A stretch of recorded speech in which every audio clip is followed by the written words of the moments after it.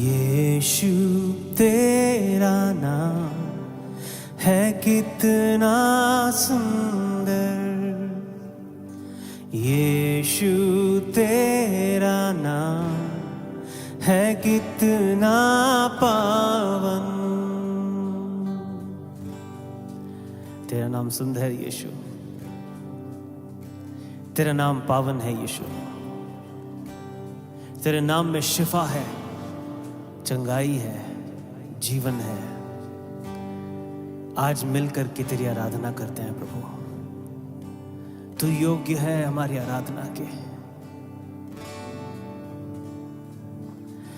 यीशु तेरा नाम है कितना सुंदर, यीशु तेरा नाम है कितना पावन, यीशु तेरा नाम है कितना सुंदर, यीशु तेरा नाम है कितना पावन। तुझ में मिली है हमको क्षमा, तुझ में मिला है नया जीवन, तुझ में मिली है हमको क्षमा, तुझ में मिला है नया जीवन, यीशु तेरा नाम है कितना सुंदर, यीशु तेरा नाम है कितना पावन।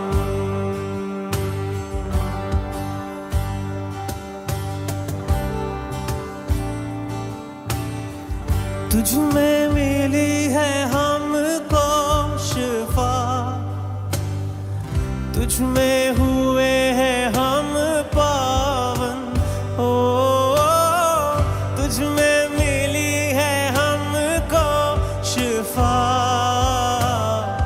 तुझ में हुए हैं हम पावन,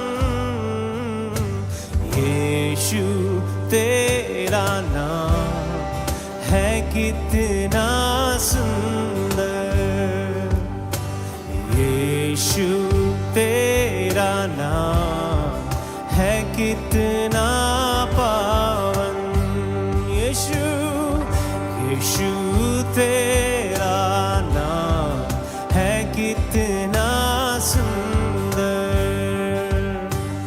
यीशु तेरा नाम है कितना पावन।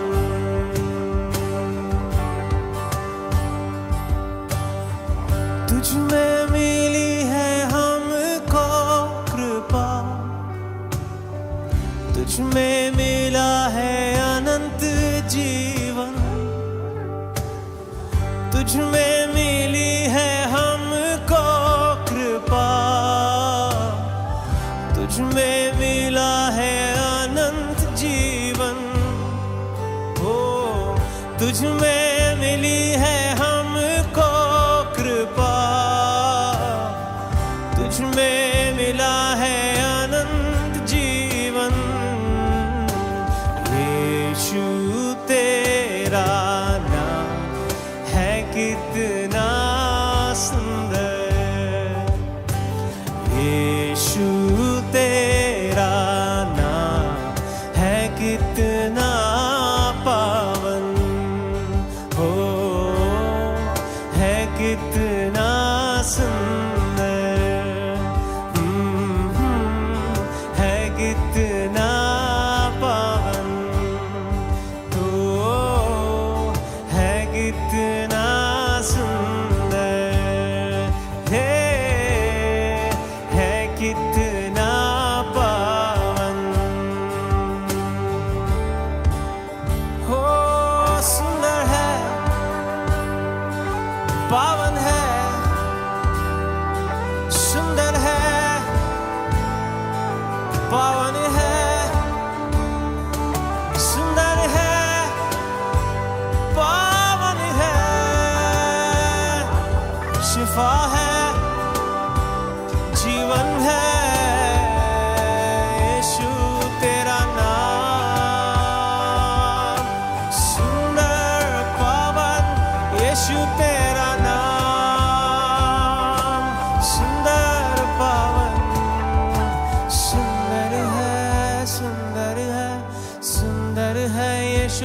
सुंदर है।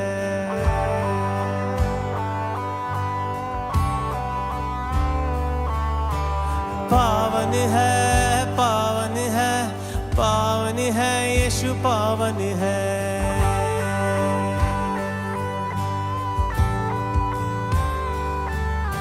सुंदर है, सुंदर है, सुंदर है, यीशु सुंदर है।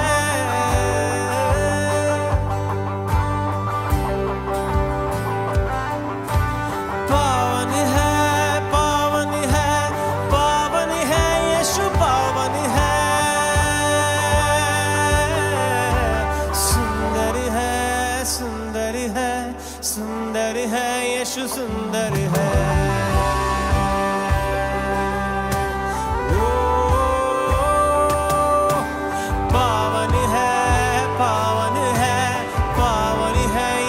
पावन है,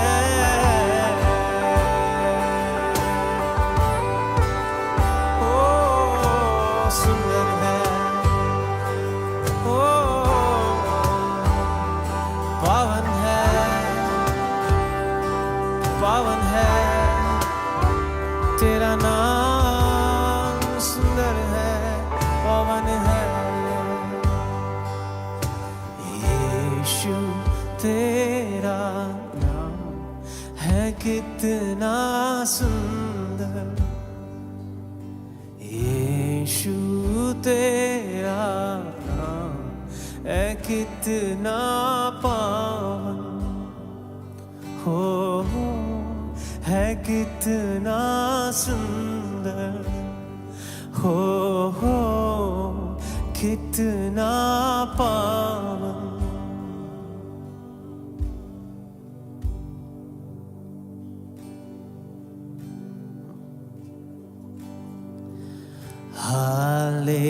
Hallelujah, hallelujah,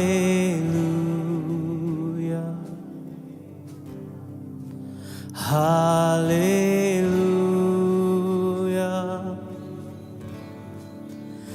hallelujah,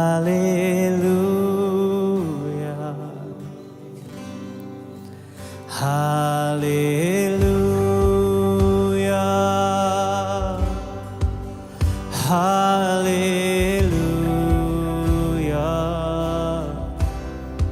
hallelujah,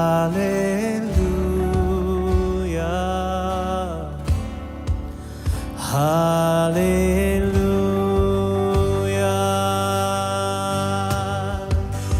प्यारे यीशु, पावन यीशु, प्यारे यीशु, पावन यीशु।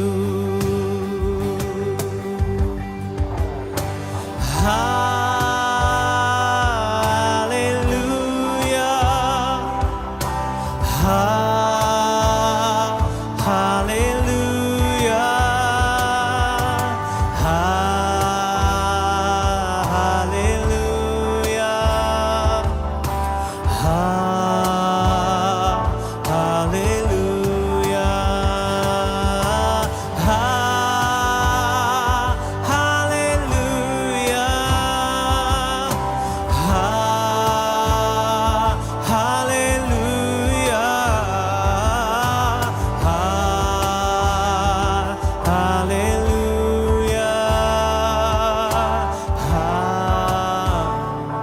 हालेलुया,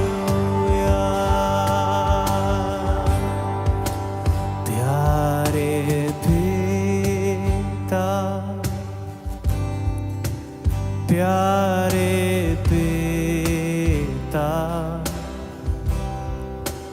प्यारे पिता, प्यारे पिता, हम पुकारते तुझे क्योंकि तू प्यारा है, तू करीब लेता है हर पल हमेशा। कितना महान है, उतना ही प्यारा है पिता तू। ओ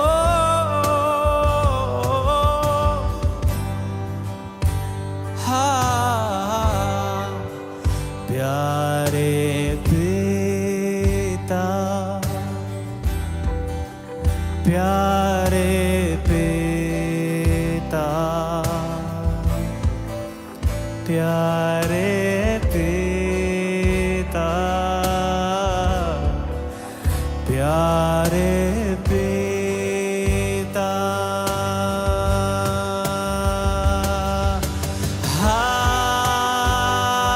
hallelujah, hallelujah, hallelujah, hallelujah,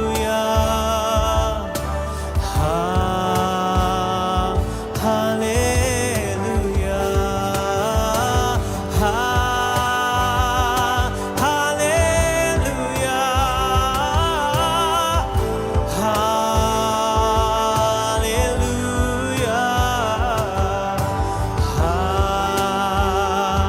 hallelujah, hallelujah. पवित्र आत्मा, पवित्र आत्मा, पवित्र आत्मा, पवित्र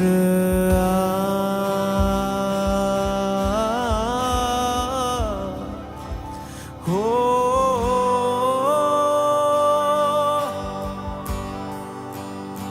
हालेलुया, हालेलुया, हालेलुया, हालेलुया।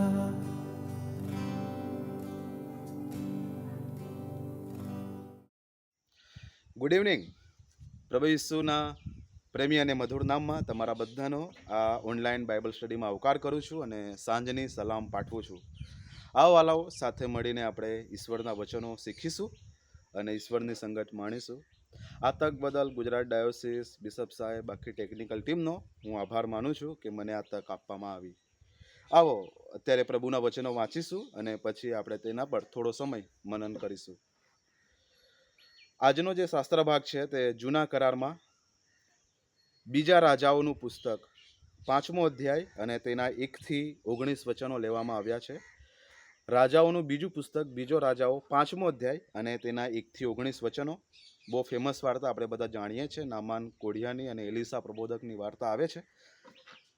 ત્યાં પ્રમાણે લખવામાં આવ્યું છે, હવે અરામના રાજાનો સેનાપતિ નામાન પોતાના ધણી આગળ મોટો તથા માનવંત માણસ ગણાતો હતો, કેમ કે તેની મારફતે યહોવાએ આરામને જય અપાવ્યો હતો. વળી એ પરાક્રમી સુરવીર પુરુષ હતો, પણ તે કોઢિયો હતો. અને અરામીઓ ધાડાબંધ નીકળી પડ્યા હતા ને ઇસરાયેલ દેશમાંથી પાછા આવતા તેઓ એક નાની છોકરીને પકડી લાવ્યા અને તે નામાનની સ્ત્રીની દાસી થઈ રહી હતી. તેણે પોતાની શેઠાણીને કહ્યું કે ઈશ્વર કરે ને મારો મુરબ્બી સમરૂનમાંના પ્રબોધક પાસે જાય તો કેવું સારું, કેમ કે ત્યારે તો તે તેનો કોડ મટારે. અને એક જણે અંદર જઈને પોતાના ધણીને કહ્યું કે ઇસરાયેલ દેશની જે છોકરી છે તેણે આમ કહ્યું. ત્યારે આરામના રાજાએ કહ્યું કે ઠીક, ત્યારે હું ઇસરાયેલના રાજા પર પત્ર મોકલીશ. પછી તે પોતાની સાથે 10 તાલંત રૂપું, સોનાની 6000 મોહર અને 10 જોડ વસ્ત્ર લઈને ત્યાંથી ચાલી નીકળ્યો. અને એ પત્ર ઇસરાયેલના રાજા પાસે લાવ્યો, જેમાં એમ લખેલું હતું કે હવે આ પત્ર તને પહોંચે ત્યારે તારે જાણવું કે જો મેં મારા સેવક નામાનને તારી પાસે મોકલ્યો છે એ સારું કે તું તેનો કોડ મટારે. ઇસરાયેલનો રાજા એ પત્ર વાંચી રહ્યો ત્યારે એમ થયું કે તેણે પોતાના વસ્ત્ર ફાડીને કહ્યું કે શું હું મારનાર તથા જીવાડનાર દેવ છું કે આ માણસો કોડ મટારવા સારું તેણે એને મારી પાસે મોકલ્યો છે? કૃપા કરીને તમે વિચાર કરો અને જુઓ તે કેવી રીતે મારે વિરુદ્ધ નિમિત્ત શોધે છે. ઈશ્વર ભક્ત એલિસાએ સાંભળ્યું કે ઇસરાયેલના રાજાએ પોતાના વસ્ત્ર ફાડ્યા છે, ત્યારે એમ થયું કે તેને રાજા પાસે માણસ મોકલાવીને કહાવ્યું કે તે શા માટે તારા વસ્ત્ર ફાડ્યા છે, તેને હમણાં મારી પાસે મોકલ, એટલે તે જાણશે કે ઇસરાયેલમાં પ્રબોધક છે. એમ નામાન પોતાના ઘોડા તથા પોતાના રથો સહિત આવીને એલીશાના ઘરની બારણા આગળ ઊભો રહ્યો. એલીશાએ તેની પાસે માણસો મોકલીને કહાવ્યું કે તું જઈને યર્દનમાં 7 વાર સ્નાન કર, એટલે તને નવું માંસ આવશે ને તું શુદ્ધ થશે. પણ નામાન ક્રોધાયમાન થઈને ચાલ્યો ગયો. તેણે કહ્યું કે જો હું તો ધારતો હતો કે નક્કી તે મારી પાસે બહાર આવશે ને ઊભો રહીને પોતાના દેવ યહોવાને નામે વિનંતી કરશે અને તે જગા પર પોતાનો હાથ ફેરવીને મને સાજો કરશે. શું દમસ્કની નદીઓ આભાના અને ફારકાર ઇસરાયેલના સર્વ જળાશયો કરતાં સારી નથી? શું હું તેઓમાં ના સ્નાન કરીને શુદ્ધ થાવ? એમ કહીને તે પાછો ફરીને ક્રોધમાં ચાલ્યો ગયો. તેના ચાકરોએ તેની પાસે આવીને તેને કહ્યું કે મારા પિતા, જો પ્રબોધકે કંઈ મોટું કાર્ય કરવાની તને આજ્ઞા આપી હોત તો શું તું તે ન કરત? તો જ્યારે તે તને કહે છે કે સ્નાન કરીને શુદ્ધ થા, તો કેટલું વિશેષ કરીને તારે તે કરવું જોઈએ. પછી તે ગયો ને ઈશ્વર ભક્તના કહ્યા પ્રમાણે યર્દનમાં 7 વાર ડૂબકી મારી, એટલે તેનું માંસ બદલાઈને નાના છોકરાના માંસ જેવું થઈ ગયું ને તે શુદ્ધ થયો. તે પોતાના સઘળા રસાલા સહિત ઈશ્વર ભક્ત પાસે પાછો આવ્યો ને આવીને તેની આગળ ઊભો રહીને અને તેણે કહ્યું કે હવે જો મને ખાતરી થઈ છે કે કેવળ ઇસરાયેલમાં દેવ છે, એ સિવાય આખી પૃથ્વીમાં બીજે ક્યાંય નથી, તો હવે કૃપા કરીને તારા સેવક પાસેથી બક્ષિસ લે. પણ તેણે કહ્યું કે યહોવા જેની સામે હું ઊભો રહું છું તેના જીવના સમ હું કંઈ પણ લઈશ નહીં. તેણે તે લેવાનો એને આગ્રહ કર્યો, પણ તેણે માન્યું નહીં. અને નામાને કહ્યું કે જો ન લે તો પણ કૃપા કરીને તારા સેવકને 2 ખચ્ચરના બોજા જેટલી મટોડી અપાવ, કેમ કે તારો સેવક હવે પછી યહોવા સિવાય બીજા કોઈ દેવને ધનાર્પણ કે યજ્ઞ ચડાવશે નહીં. આ એક બાબતમાં યહોવા તારા સેવકને ક્ષમા કરો, એટલે કે જ્યારે મારો ધણી મારા હાથ પર ટેકો દઈને રિમ્મોનના મંદિરમાં પૂજા કરવા જાય છે, ત્યારે હું રિમ્મોનના મંદિરમાં નમું છું. રિમ્મોનના મંદિરમાં મારા નમવાની બાબતમાં યહોવા તારા સેવકને ક્ષમા કરો. અને તેને કહ્યું કે શાંતિએ જા, અને તે તેની પાસેથી થોડેક દૂર ગયો. આવો આપણે ટૂંકી પ્રાર્થના કરીએ વાલાઓ, અને પછી આપણે પ્રભુના વચનોના મનનમાં જઈએ.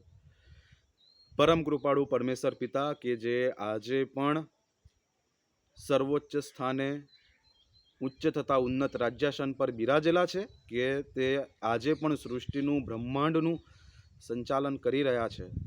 તે આજે પણ રાજાઓને ગાદીએ બેસાડે છે, અને સમય આવે છે ત્યારે રાજાઓને ગાદી પરથી ઉતારી મૂકે છે. ને એવા સર્વોચ્ચ રાજા કે જેના હાથમાં ઇતિહાસ, વર્તમાન અને ભવિષ્યનો દોર છે, એવા ઈશ્વર તમારી આગળ માથું નમાવીને અમે તમારી સ્તુતિ કરીએ છીએ.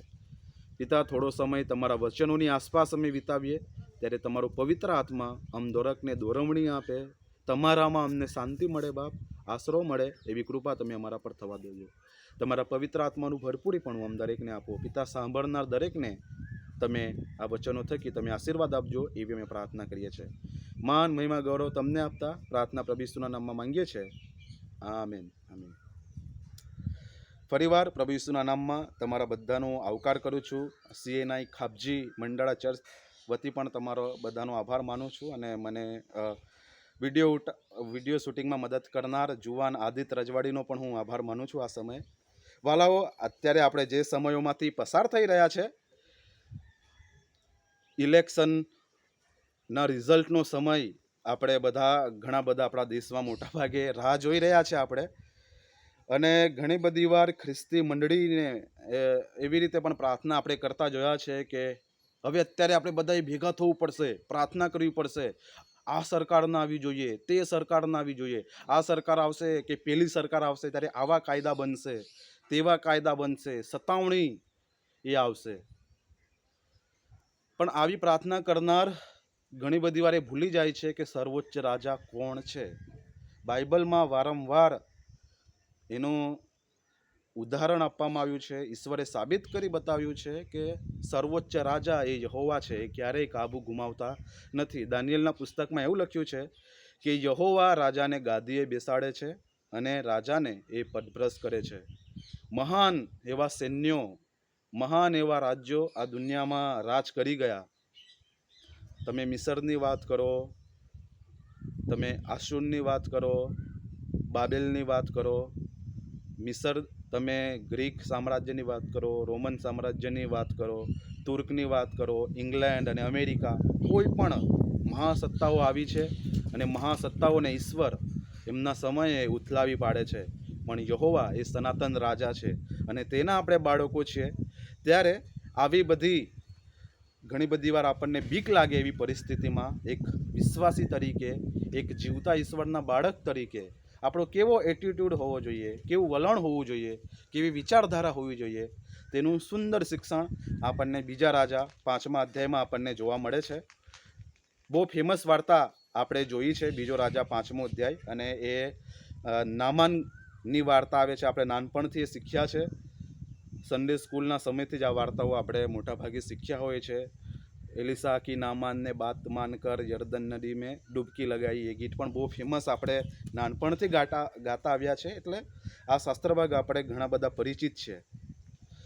વાલાઓ, પ્રથમ કલમમાં જે નામાન છે તેની મોટાઈ વિશે વાત લખવામાં આવી છે. નામાનની વાત એ બાઇબલ આ રીતે કરે છે કે અરામના રાજાનું સેનાપતિ નામાન પોતાના ધણી આગળ, એટલે કે રાજા આગળ, જે આરામનો રાજા હતો તેની આગળ મોટો તથા માનવંત માણસ ગણાતો હતો.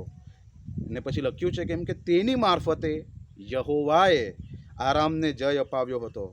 વળી એ પરાક્રમી સુરવીર પુરુષ હતો. અને બહુ ગજબની એક ઇંગ્લિશમાં એવું લખ્યું છે કે he was a great army general. અને ગ્રેટ આર્મી જનરલ, એક પરાક્રમી સુરવીર યોદ્ધા. અને પછી જ બીજી કલમમાં એવું લખ્યું છે પણ તે કોઢિયો હતો. એક બાજુ એની ઊંચાઈનું વર્ણન કરવામાં આવ્યું છે, પણ એની સામે બીજી જે એની બહુ મોટી એક જાતની નબળાઈ કહો તેની એ વાત કરવામાં આવી છે. એવું લખ્યું છે પણ તે કોઢિયો હતો.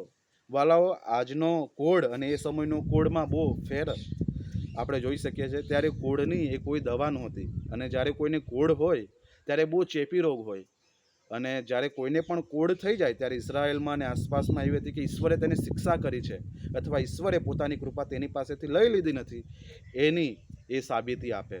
આ મોટો જનરલ હતો, પણ એ કોઢિયો હતો. એ કોઢિયો હતો.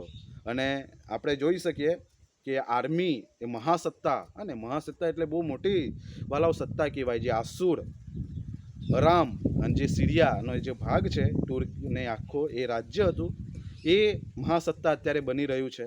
અને તેનો સેનાપતિ જેણે વિજય અપાવ્યો છે આસપાસના દેશોમાં, એટલે કેટલો મોટો મહાન આર્મી ચીફ જનરલની વાત છે.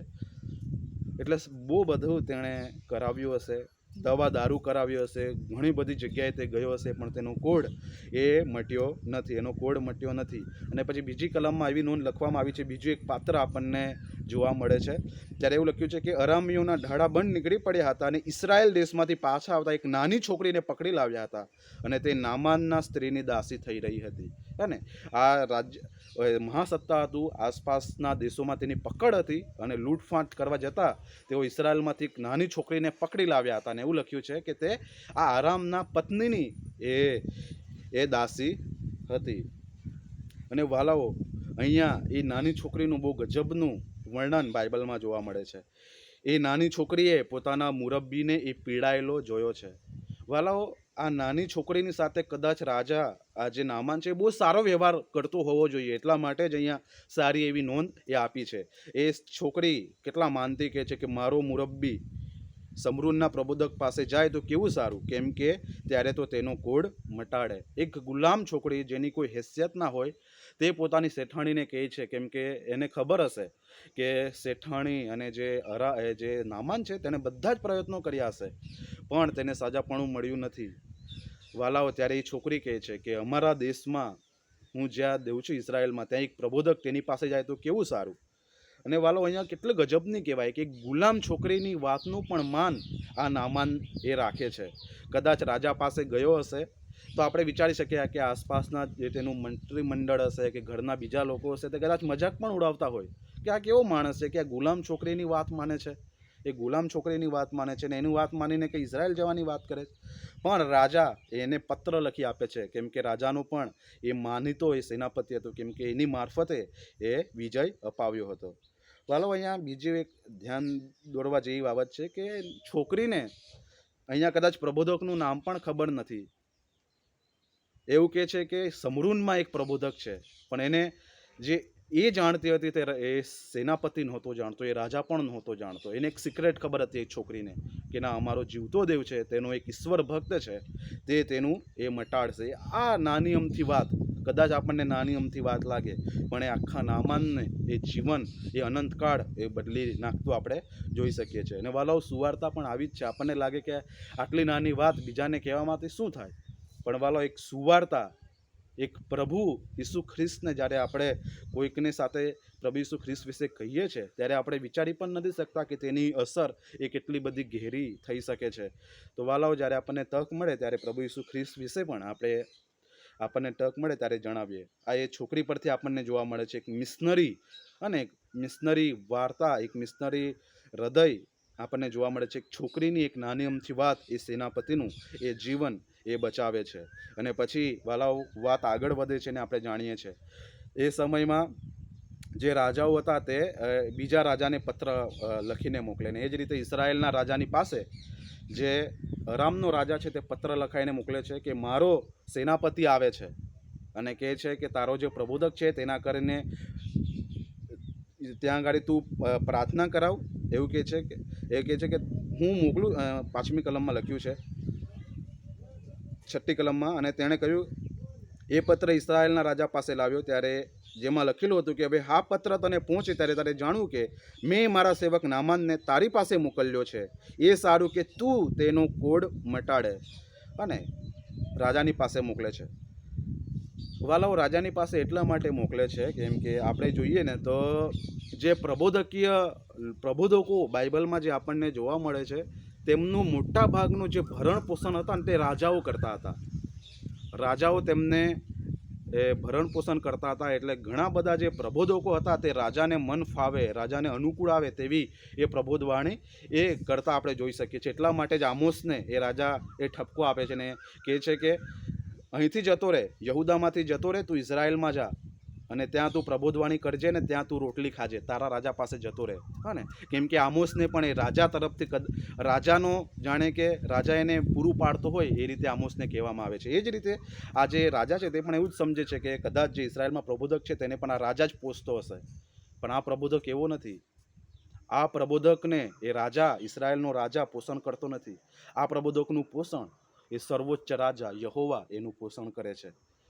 અને પછી એ રાજા પાસે મોકલે છે, અને રાજા પણ પોતાના વસ્ત્ર ફાડીને કેટલા અહીંયા ગજબની વાત કહે છે. રાજા કહે છે કે હું મારનાર તથા જીવાડનાર છું કે આરામનો રાજા મારી પાસે મોકલે છે? હું કંઈ દેવ છું? અને પછી પોતાના મંત્રીઓને કહે છે કે જોને કેવી રીતે એ લડવાના નવા નવા બહાના શોધે છે આપણી સાથે. એ પોતાના એ સેવકનું કોડ મટાડવાનું કહે છે. હું કઈ રીતે કોડ મટાડું? અને 8મી કલમમાં એવું લખ્યું છે કે ઈશ્વર ભક્ત એલિસાને ખબર પડી જાય છે અને પોતાનું માણસ મોકલાવે છે. વાલાઓ, એ કેટલી ગજબની એ ઈશ્વરના નજદીક જનાર એ મહાન સેવકોને ઈશ્વરે કેટલું બધું એ પોતાના આત્માનું ભરપૂરીપણું આપ્યું કે તેઓ શું ચાલી રહ્યું છે ત્યાં ના હાજર હોવા છતાં પણ તેમને ખબર પડી જાય. પ્રભુ ઈસુ ખ્રિસ્ત વિશે પણ લખ્યું છે કે લોકોના મનમાં શું ચાલતું હતું, તેમના હૃદયમાં શું વિચાર હતા, તે પ્રભુ ઈસુ ખ્રિસ્તને એ ખબર પડી જતી હતી. એ જ રીતે આ એલિસાને ખબર પડે છે, ને એલિસા પોતાના રાજા, ઇઝરાયલના રાજાની પાસે કહે છે કે તું તારા વસ્ત્ર કેમ ફાડે છે? એને મારી પાસે મોકલ. અને તેથી નામાન પોતાનો બધો રસાલો લઈને, એ હજારો ટાલન સોનું, ચાંદી, વસ્ત્રના જોડ લઈને, ઘોડા, રથો લઈને એ પ્રબોધક કે જે ઈશ્વર ભક્ત એલિસાને મળવાને માટે એ જાય છે. અને વાલો, પહેલાં મેં તમને કીધું તે મહાન એક સૈનિક છે, આર્મી ચીફ છે. હા ને, આપણે ત્યાં આજે એક સરપંચ અને MLA એનું પણ કેટલું બધું માન એ રાખવામાં આવે છે, પણ આ તો એક મહાસત્તાનો, એક સૌથી રાજા પછીનો સૌથી મહત્વનો વ્યક્તિની એ વાત એ કરવામાં આવી છે. એલિસાના ઘરે આવે છે ને એલિસાના ઘરે આવે છે. એલિસા શું કરે છે વાલાઓ? એલિસા એને મળવાને માટે બહાર પણ નીકળતો નથી. ઈશ્વર ભક્ત એ પોતાના માણસને મોકલીને કહે છે કે રાજા, એ જે નામાન આવ્યો છે તેને કહો કે યર્દન નદીમાં જાય અને 7 વાર ડૂબકી મારે તો તેનો કોડ એ મટી જશે. અને નામાન પણ ગુસ્સે થઈ જાય છે, અને એવું લખ્યું છે કે હું તો ધારતો હતો કે આટલો મોટો સેનાપતિ આવી રહ્યો છે, મહાસત્તાનો. એ તમારું તો ઇઝરાયલ તો બહુ વીક રાજ્ય છે, એ રાજ્યની અંદર મહાસત્તાનો એ સેનાપતિ આવી રહ્યો છે. ત્યારે તો એ પ્રબોધક વહેલો બહાર નીકળશે અને મને અડકીને એ પ્રાર્થના કરશે, પોતાના દેવને આજીજી કરશે, મારું માન રાખશે અને મારી આગતા સ્વાગતા કરશે કે મોટો આર્મી જનરલ આવ્યો છે. પણ એલિસા એ બહાર પણ નીકળતો નથી, એને મળવા પણ આવતો નથી. વાલાઓ, અહીંયા એક સેવકની ખુમારી આપણને જોઈ શકીએ છીએ કે એવા કેવા મહાન એ સૈનિકો હતા, એ જીવતા દેવના સૈનિકો હતા. વાલાઓ, એ જીવતા દેવના એ પ્રબોધકો હતા, એ જીવતા દેવના દીકરાઓ હતા કે જેમણે કેટલું બધું ગજબનું માન પોતાનું અને ઈશ્વરનું પણ તેઓએ રાખ્યું. આ રાજાને, આ સેનાપતિને બહુ બધો ઘમંડ આપણે જોઈ શકીએ છીએ અને બહુ બધા રસાલા સાથે આવે છે. હું તો સેનાપતિ છું, મારું તો માન રાખશે જ અને હું આટલું બધું સિદ્ધિઓ મેળવી છે. પણ એક જ પડવાળમાં એક વીક રાજ્ય, એક હલકો રાજ્ય, એ હલકું રાજ્યનો એક પ્રબોધક એનું બધું ઘમંડ એ ઉતારી મૂકે છે. એને મળવાને માટે એ બહાર પણ આવતા નથી. વાલાઓ, આ એક જાતનું અભિમાન નથી, પણ એક જાતના સેવકની આપણને એક ખુમારી એ આપણને જોવા મળે છે અને કહે છે કે જા તું 7 વાર સ્નાન કરજે અને શુદ્ધ થશે. અને પછી નામાન પણ ગુસ્સે થઈ જાય છે અને પછી પાછો ચાલ્યો જવાની વાત કરે છે. ત્યારે જે નામાન સાથેના બીજા જે સૈનિકો હતા તે બહુ વાલાઓ, તે બહુ સરસ કહે છે કે મારા પિતા, એવું કરીને નામાનને કહે છે કે મારા પિતા. જો પ્રબોધકે ઈશ્વર ભક્તે અને ઈશ્વર ભક્ત તે જો કંઈ કહ્યું હોત, કંઈ આના કરતાં મોટું કહ્યું હોત, કંઈ અઘરું કર્યું હોત કે કરવાનું કર્યું હોત તો આપણે કરત ને. તો આ સિમ્પલ વસ્તુ કીધી છે કે 7 વાર ડૂબકી માર અને શુદ્ધ થા, તો પછી તારે કેટલું વિશેષ કરવું જોઈએ. અને પછી નામાન જાય છે અને 7 વાર એ ડૂબકી મારે છે અને પછી એવું લખ્યું છે કે તે શુદ્ધ થયો અને તેનું માંસ એ નાના છોકરા જેવું થઈ ગયું. અને વાલાઓ, આ રીતે એ શુદ્ધ થયો. એ પહેલાં તો કહે છે કે અમારા ત્યાં આટલી સારી સારી નદીઓ છે અને યર્દન નદી એ વાલાઓ એ એક પર્વત પરથી નીકળે છે કે જ્યાં બરફ પડે છે અને ત્યાંથી વહેતી જ્યારે ઇઝરાયલમાં આવે છે ત્યારે બહુ આકર્ષક લાગે એવી નદી નથી. એક ખાબોચિયું, અને ખાબોચિયો કરતાં મોટી એક નદી જોઈ શકે કે જે બહુ બધી આકર્ષક ના હોય. અને તે કહે છે કે આના કરતાં મોટી નદીઓને સારી સુંદર સ્વચ્છ નદીઓ છે. પણ એ ઈશ્વર ભક્ત એને કહે છે કે જ્યાં યર્દનમાં એ 7 વાર ડૂબકી માર. અને પછી એ ડૂબકી મારે છે અને તેનો કોડ એ મટી જાય છે. અને પછી વાલાઓ, તેનું આખું એટીટ્યૂડ એ બદલાઈ ગયું છે. તે આવે છે અને શું લખ્યું છે 14મી કલમમાં, 15મી કલમમાં, અને પછી તે પોતાના સગળા રસાલા સહિત ઈશ્વર ભક્તની પાસે પાછો આવ્યો અને તેની આગળ ઊભા રહ્યા અને તેને કહ્યું કે હવે જો મને ખાતરી થઈ છે કે કેવળ ઇઝરાયલમાં દેવ છે, તે સિવાય આખી પૃથ્વી પર બીજે ક્યાંય નથી, તો હવે કૃપા કરીને તારા સેવક પાસેથી બક્ષિસ લે. ને કેવા શબ્દો વાપરે છે કે હું army general, great army general, આ તારા સેવક, અને પોતાને સેવક તરીકે એ સંબોધે છે. એક નમ્રતા, એક આખું ડ્રાસ્ટિક પરિવર્તન, એક બદલાણ ઈશ્વરનું. વાલાઓ, ઈશ્વરની સાથે સાક્ષાત્કાર કર્યા પછી, ઈશ્વરના ચમત્કારની સાથે સાક્ષાત્કાર કર્યા પછી કેટલું બધું ચમત્કાર, એ કેટલું બધું બદલાણ એની અંદર એ આવે છે કે જે આપણને ઘણી બધી વાર બાઇબલોમાં જોવા મળતા નથી. ઘણી બધી વાર ઈશ્વરે બહુ ગજબના ચમત્કારો કર્યા. લોકો નમ્ર થવાને બદલે ઘણી બધી વાર લોકો એ દાખલા તરીકે જુવાન અને વૃદ્ધ પ્રબોધકની વાર્તામાં જ્યારે જુવાન પ્રબોધક ચમત્કારો કરે છે ત્યારે જુવાન પ્રબોધકનું ચમત્કાર જોઈને ઈશ્વરની આગળ ઝૂકી પડવાને બદલે એ જુવાન પ્રબોધકને ઈશ્વર ભક્તને ખરીદવાની વાત એ રાજા કરે છે. એવી જ રીતે બહુ બધા બનાવો બાઇબલમાં આપણને જોવા મળે છે કે ઈશ્વર કંઈ ચમત્કારો કરે છે, એ ચમત્કારો જોઈને ઝૂકી પડવાને બદલે એ લોકો વધારે ને વધારે એ એરોગન્સ એમનામાં આવતું જાય છે, અભિમાન આવતું જાય છે, વધારે એ પ્રાઇડફુલ બનતા જાય છે. પણ નામાનમાં આપણને જોવા મળતું નથી. એક ઊભો રહે છે. પહેલાં તો ત્યાં ગઈ વખતે આવે છે ત્યારે ઊભો રહેતો નથી, પણ અહીંયા ઉતરે છે, પોતાના એ ઘોડા પરથી ઉતરે છે અને ઊભો રહે છે અને બહુ નમ્રતાથી વાત કરે છે કે આ તારા સેવક પાસેથી બક્ષિસ લે. અને વાલાઓ, ફરીવાર એ બહુ ગજબનું કેરેક્ટર એલિસા આપણને જોવા મળે છે. અને પછી 16મી કલમમાં એવું લખ્યું છે, પણ તેણે કહ્યું કે યહોવા જેની સામે હું ઊભો રહું છું તેના જીવના સમ કે હું કંઈ પણ લઈશ નહીં. તેણે લેવાનો એને આગ્રહ કર્યો પણ તેણે માન્યું નહીં. હા ને વાલાઓ, તમે જુઓ ને ચોથો અધ્યાય અને તમે જુઓ ને તો એમાં લખ્યું છે કે બહુ મોંઘવારી હતી એવું લખ્યું છે. 38મી કલમ, ચોથો અધ્યાય ને 38મી કલમ. એલિસા ફરી ગિલગાલ આવ્યો અને તે વખતે દેશમાં મોંઘવારી હતી.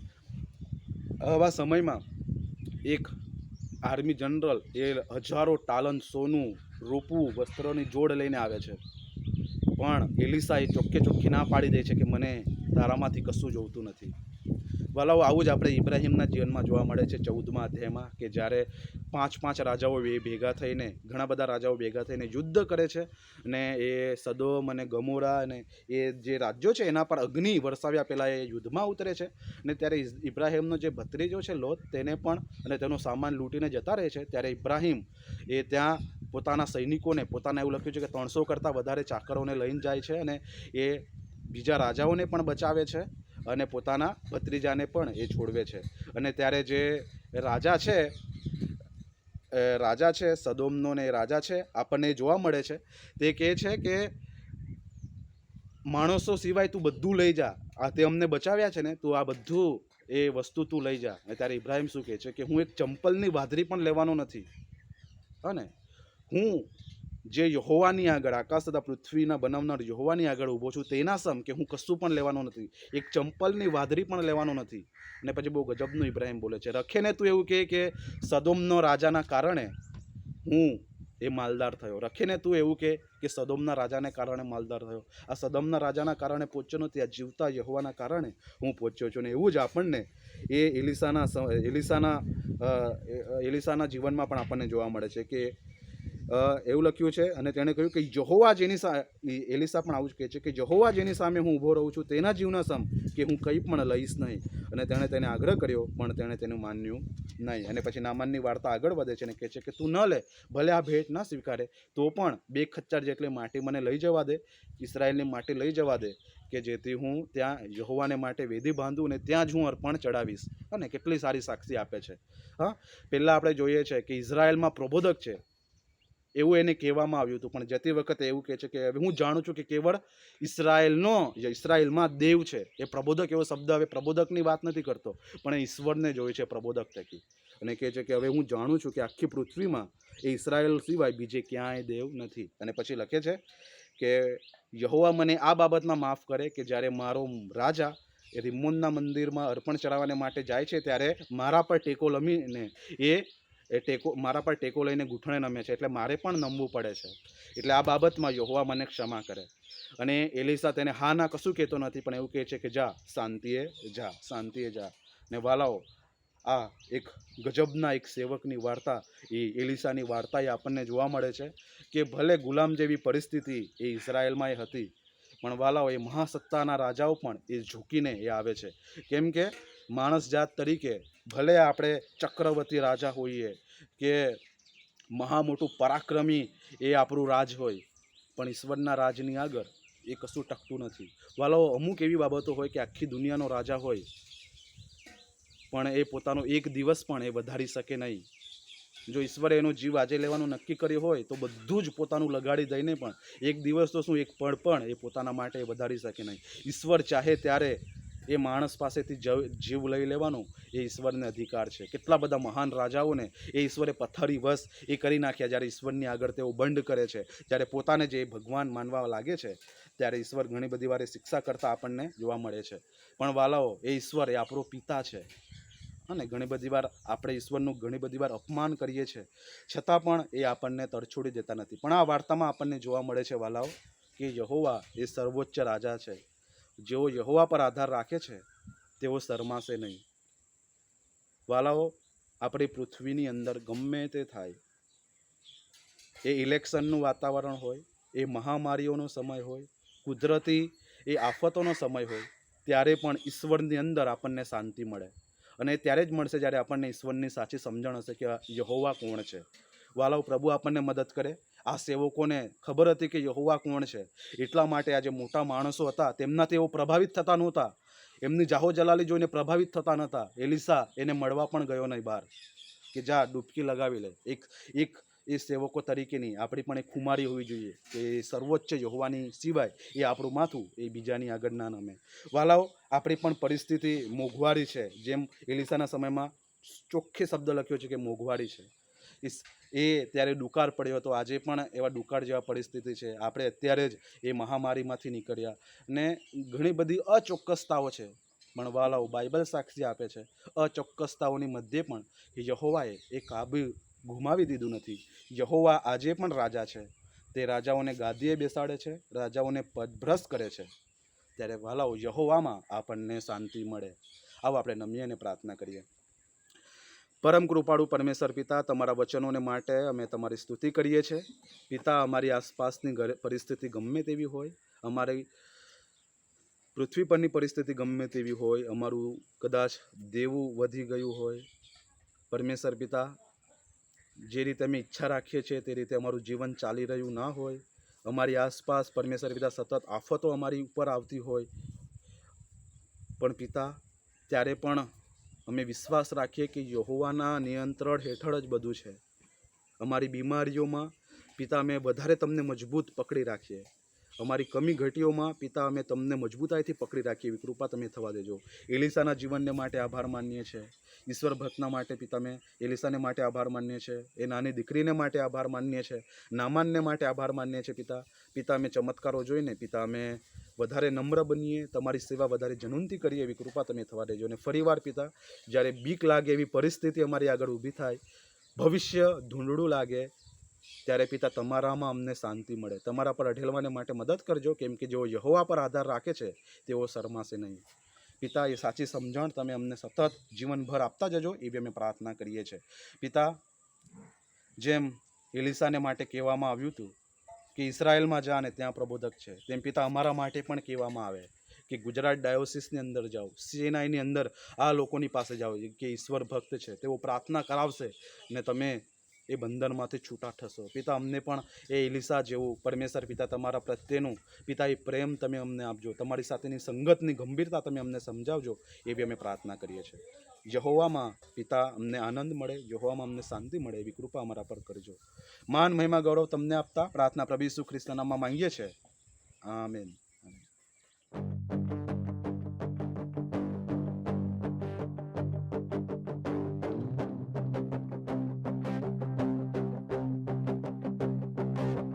मैं गाऊं हालेलुया मेरे शत्रुओं के सामने, मैं गाऊं हालेलुया शंका की शोर से परे,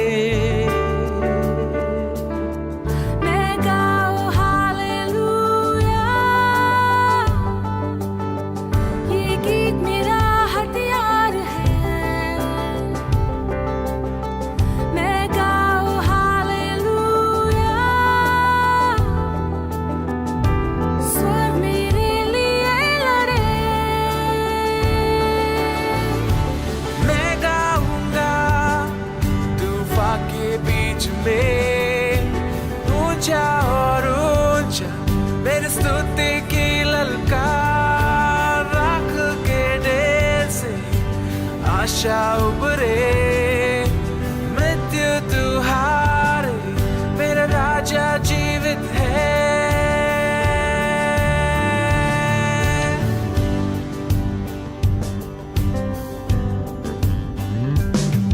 मैं गाऊं हालेलुया मेरे हर एक कण कण से, मैं गाऊं हालेलुया अंधेरा सारा दूर हटे, मैं गाऊं हालेलुया रहस्यों के बीच में, मैं गाऊं हालेलुया डर तेरा मुझ पे जोर नहीं, मैं गाऊंगा तूफान के बीच में ऊंचा और ऊंचा मेरी स्तुति की ललकार, राख के ढेर से आशा उभरे मृत्यु तुहारे, मेरा राजा जीवित है. तूफान के बीच में ऊंचा और ऊंचा मेरी स्तुति की ललकार, राख के ढेर से आशा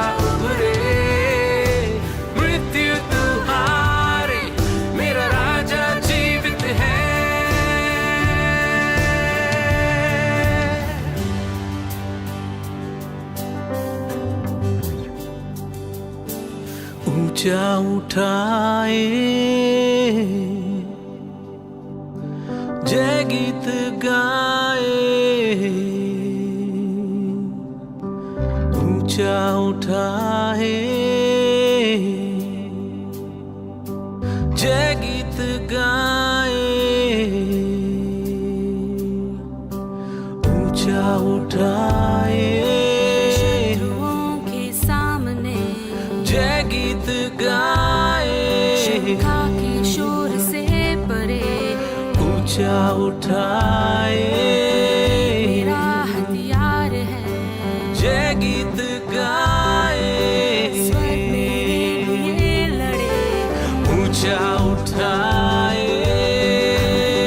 कण कण से जय गीत गाए, मेरा सारा दूर हटे, ऊंचा उठाए, सियों के बीच में जय गीत गाए, क्या मुझ पे जोर नहीं, मैं गाऊंगा तूफान के बीच में, ऊंचा और ऊंचा मेरी स्तुति की ललकार, राख के ढेर से आशा उभरे, मृत्यु तू हारे, मेरा राजा जीवित है, मैं गाऊंगा तूफान के बीच में, ऊंचा और ऊंचा मेरी स्तुति की ललकार, राख के ढेर से आशा उभरे, मृत्यु तू हारे, मेरा राजा जीवित है, death could not hold you, the whale tore before you, you silenced the boast of sin and grave, the heavens are roaring with praise of your glory, for you are raised to life again, you have no rival, you have no equal, now and forever God you reign, yours is the kingdom, yours is the glory, yours is the name above all names.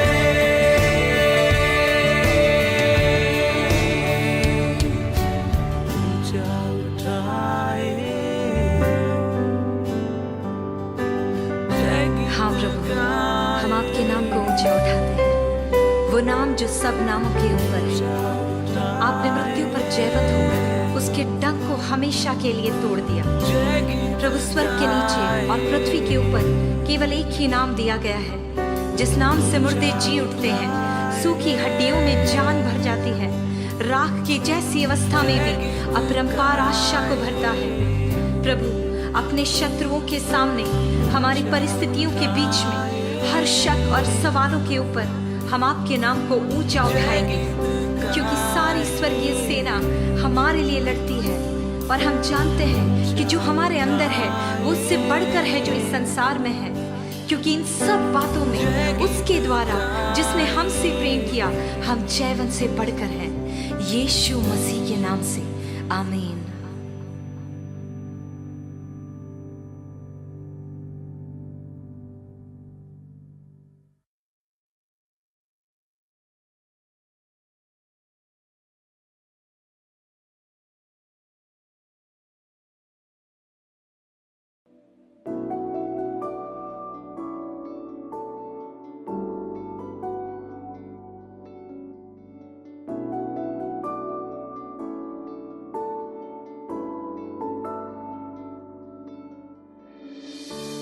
नाराजगी में करे तू देरी, प्यार से ढाके मेरी गलतियां,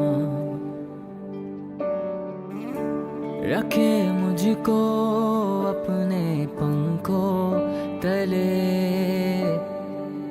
हर आंधी में हर तूफान में, जैसा भी मैं था मुझे अपना ले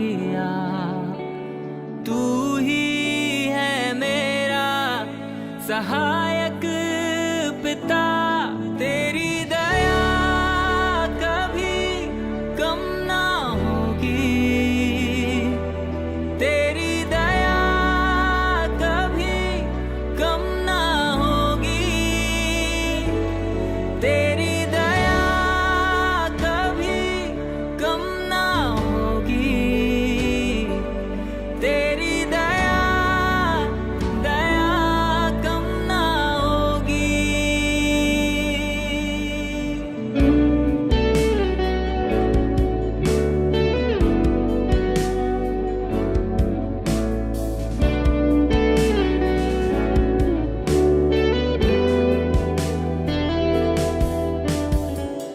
रखता ना तू मेरे पापों का हिसाब, अनजान था तुझसे तब भी किया तूने प्यार। मेरा हृदय तूने है खोला, गुनाहों में मुझे कभी ना तोला।